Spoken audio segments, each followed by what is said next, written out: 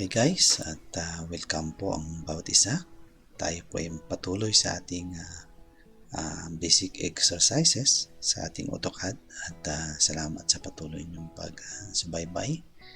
And dako na po tayo sa exercise number 10.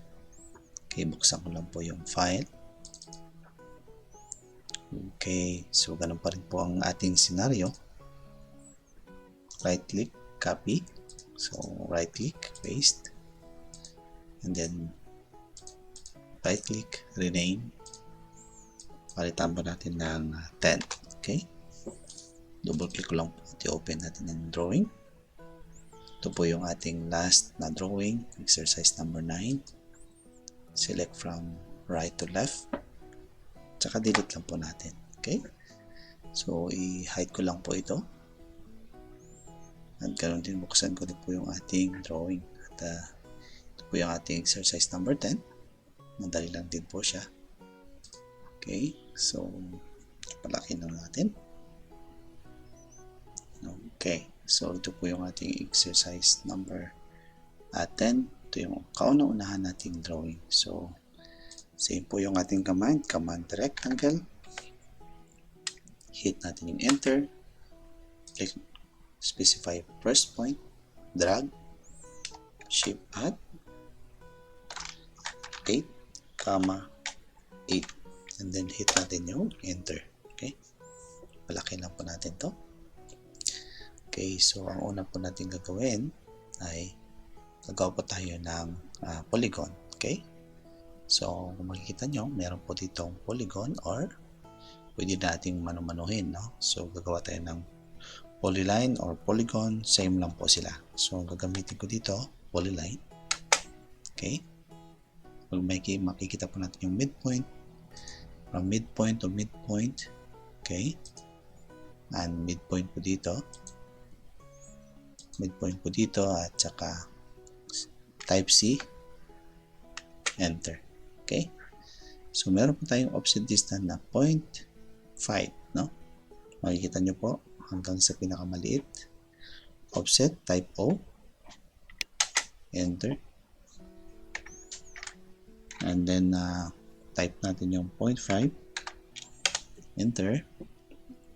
So i-click mo natin palabas lahat. Okay, hanggang ito. And then papasok naman sa loob, inside naman na offset hanggang sa ito ay yan, kuha natin. Okay, so ano pong next command natin? Trim, TR, enter. Select natin yung rectangle, enter, by window. Okay, by window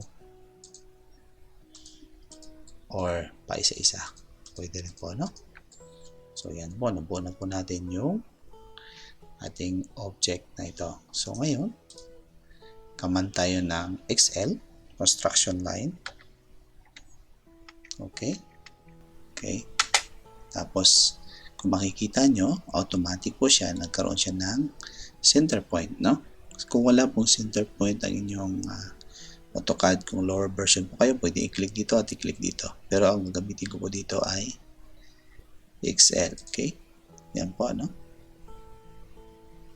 And then i-click lang po dito, corner by corner, yan. And then select nyo lang po ito lahat, yan.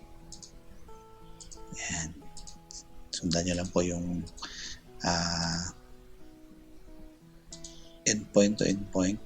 Okay, yan, click, i-click lang po natin, yan po, yan. So tapos na po ang ating drawing. Command trim, TR, select natin yung rectangle, enter, by window. Okay, kung ano yung masiselect niya, puputol po siya. Okay, by window. Okay, so i-click po natin itong ating object and then properties. Okay, and then type natin dito sa global width ng 0.05, enter, and then type natin dito yung wall. Okay, so makikita nyo yan na po siya, no? So, kahit hindi nyo lang po ito i-layer or i-layer ba natin, wala pong problema. So, kasi nakita natin na same na po sila. So, yung pin-assignment niya, so okay na po siya, no? Command na po tayo ng next po ay DLI, dimension. Gawa po tayo ng dimension. Click and click. Then click. Repeat command, enter. Click and click. Okay. Next po ay dimension align. DEN, no? DEL, sorry. DEL. Yan. Align. Okay.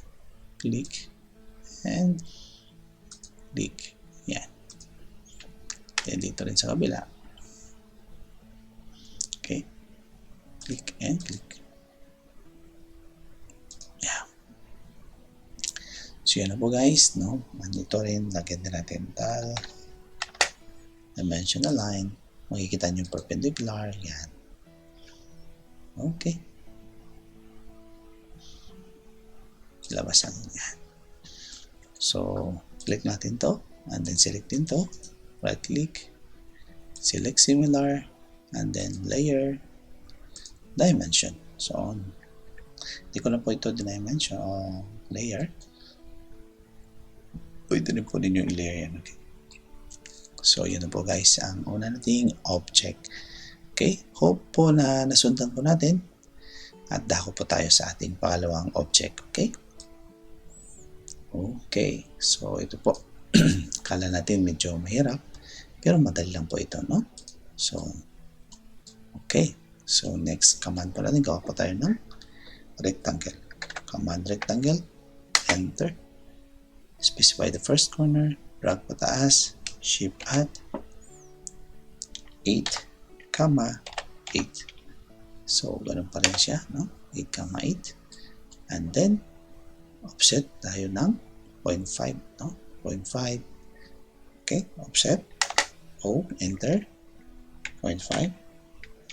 Enter. Click. And then, escape. Press escape. Then, offset ulit. Enter lang. Repeat command. But, ang distance natin ay 1. Okay? Enter. 1 na po yung ating distance. And then, escape or enter. Enter ulit. Type natin yung 0.5. Okay? Huwag po nasundan. Ngayon, gagawa tayo ng line sa gitna or polyline. Enter. Click to midpoint. Enter. Repeat command, enter again. Then click to click sa midpoint. Enter ulit. No? And then type offset distance. O ang distance natin ay 1, but hatiin natin ito dahil sa center 0.5. Magbibigay tayo ng distance sa 0.5. I-click natin dito. I-click din natin dito. And then, ang gagawin natin, select natin itong dalawang object. Type E. Enter. So, erase natin yan. Okay. So, ngayon, atin na puputulin ng ating drawing. Okay. Command trim. TR. Okay. Select natin itong dalawa. And then, enter. Trim. Trim. Trim. And then, ito naman. Repeat command, enter. Select natin itong dalawang object na ito. Reference. Enter. Trim. And trim. Okay. So, ngayon, dahil ito ay iwahiwalay, ang gagawin natin na command, pwede rin pong join, pwede rin pong fillet. So, dito, sa part na to, gagamit ako ng join command. Type G, enter, select yung object, at sila ay isang entity na lang. Okay? Dito naman sa kabila, gagamit tayo ng fillet. Okay? Type F. No, so, dito sa mga exercises natin, nagdadagdag na tayo ng mga commands para po ay maintindihan nyo yung mga gamit ng commands. Para po sa pag-start natin sa floor plan ay mabilis na lang po, no? Kaya po ko ginawa itong exercises para pa pagdating sa floor plan, medyo mabilis na po tayo. Okay? So, F, enter, i-select nyo lang po ito, unselect. Fillet ulit, and then, na-select na sila. Isang entity na rin po, no? Same na po sila. So, gamitin ko lang yung fillet. Yeah, fillet po yung ginamit ko. With command, enter. Okay. So, kung mapansin nyo, nabuo na po siyang entity. So, ngayon, kahit po wala na po ito, then po, delete ko po yan.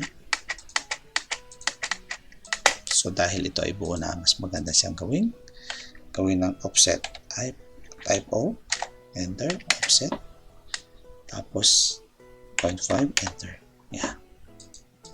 Okay.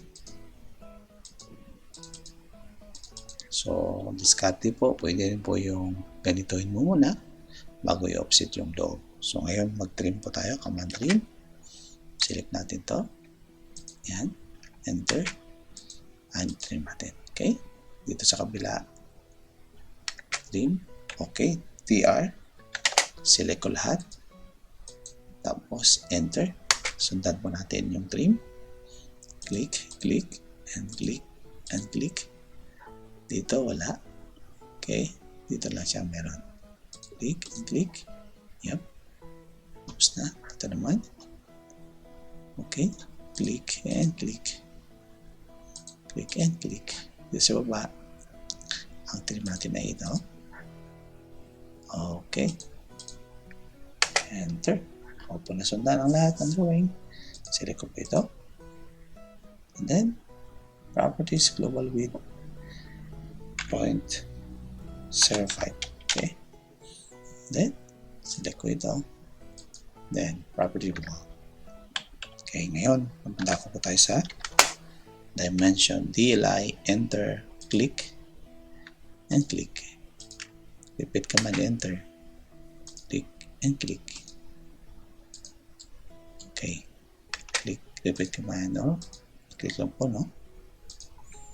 And then, click, and click. Same po yung this, level. Click, click, and click. Same po yung level. Okay. And then, dito naman po sa baba. Enter. Click, and click. Yep. And then, click, and click. Same level. Click, and click. Click that. Click, and click. Yep. Same sila ng level. Okay. Elevation or yung same sila na level or elevation. Okay. So, next po dito sa baba. Okay. DLI or